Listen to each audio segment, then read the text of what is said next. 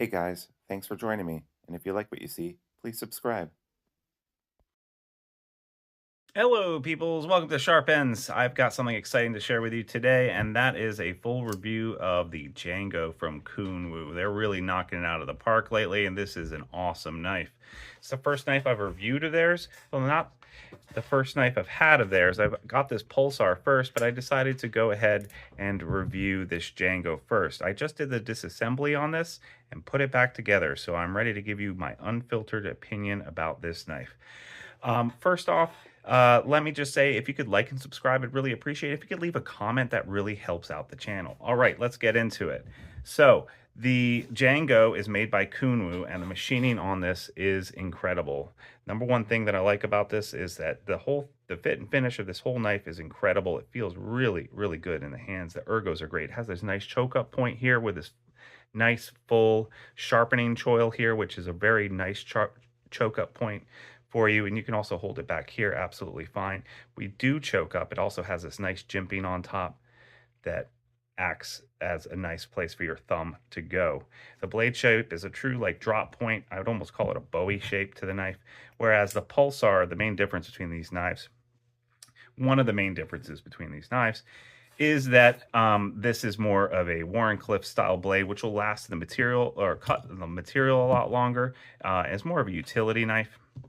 But other than that, and like the difference between how there's a cutout scoop in the scale for the lanyard hole back here, whereas here you've got the full back spacer actually has a piece of the scale going over it. There's not much difference.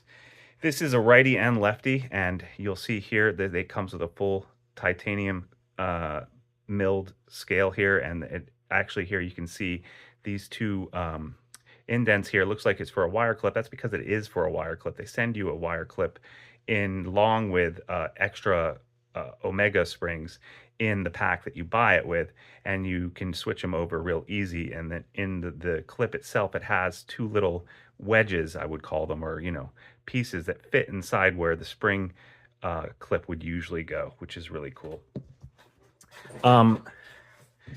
The inside is skeletonized and is machined out. I don't know if you can see that, but if you look at my disassembly video, you'll see that. The diamond texturing on this feels really, really good. Like, really good. Yeah, and the way that they've machined the edges here, where it's these complex grinds on the side here, rounding these, is incredible. Overall, the length on this blade is about 3 inches on both of these, and maybe a little bit longer when you take into account the curve here. And this is an Elmax steel, which is an incredible knife steel. Very, very good knife steel. This cutout here is very nice. It works perfectly for finger flicking it and for thumb flicking it. I'm not very good at thumb flicking it because my thumb doesn't like to work in that direction so much, so don't take that into account as far as like the knife having a problem with it. It's just my thumb. I prefer to finger flick.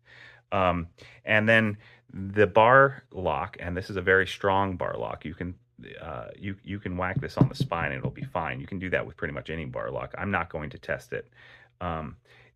Seems to me to be, the lockup seems to be really incredible and good. And the portions here where you pull back are actually ramped back with a little bit of jimping on them. Works really well. One thing that I don't necessarily like is that the screws go into a free spinning lock bar, which I guess I understand from a machining standpoint. It did make it a little difficult to put the thumb bar lock, this thing here. It made it a little difficult to put back on, but I eventually got it back on.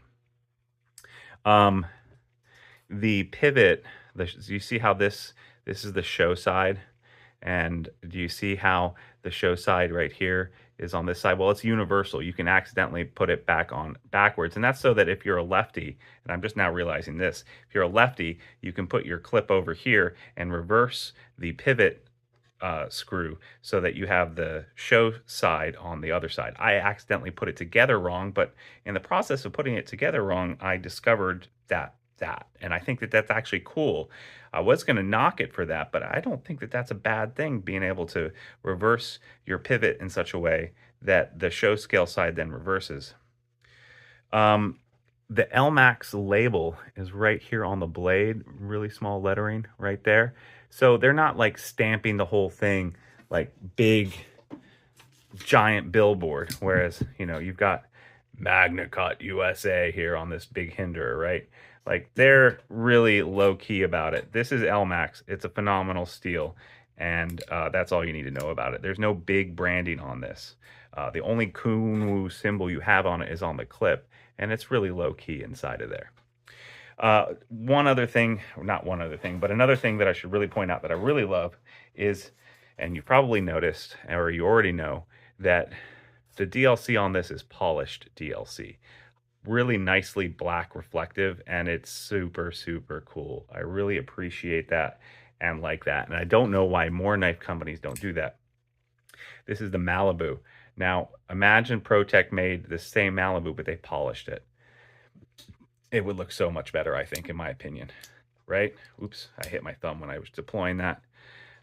Yeah, I think that this ProTech would look much better with a polished blade. The DLC in general won't really scratch ever, right? Like even though that this is a dull matte finish, I think that it would be easier to scratch this than this. This, you can honestly take something sharp and go across it and it just doesn't scratch. The worst thing that's going to happen to it is that your fingerprints might get on it. And that's really not the worst thing in the world. So, yeah, I mean, it just doesn't scratch.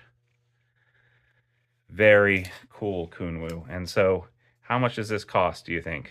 All this machining, all this fine work on it. The design language is excellent. Blade shape is awesome. Diamond texturing, milled clip. I mean, something like this with this level of high machining, and I'd throw like a Hinderer in there in that class, or there's a bunch of other knives I could potentially throw in there that are machined as nicely as this.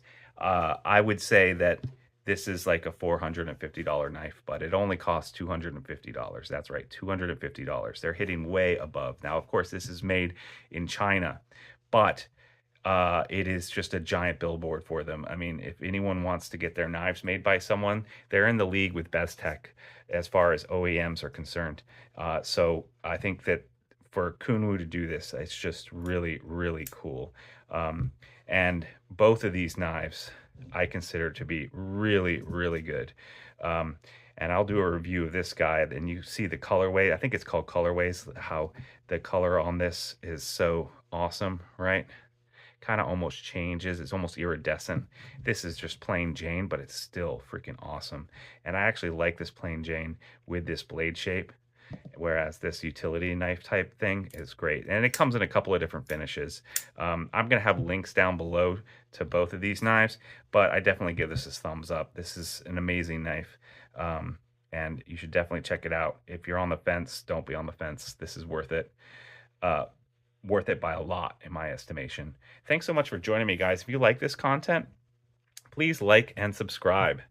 You can also follow the link down below for Patreon, and all Patreon members for $3 a month automatically get entered to win a knife every month.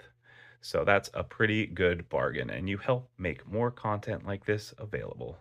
Thanks so much, guys, and I'll see you next time on Sharp Ends. Bye-bye now.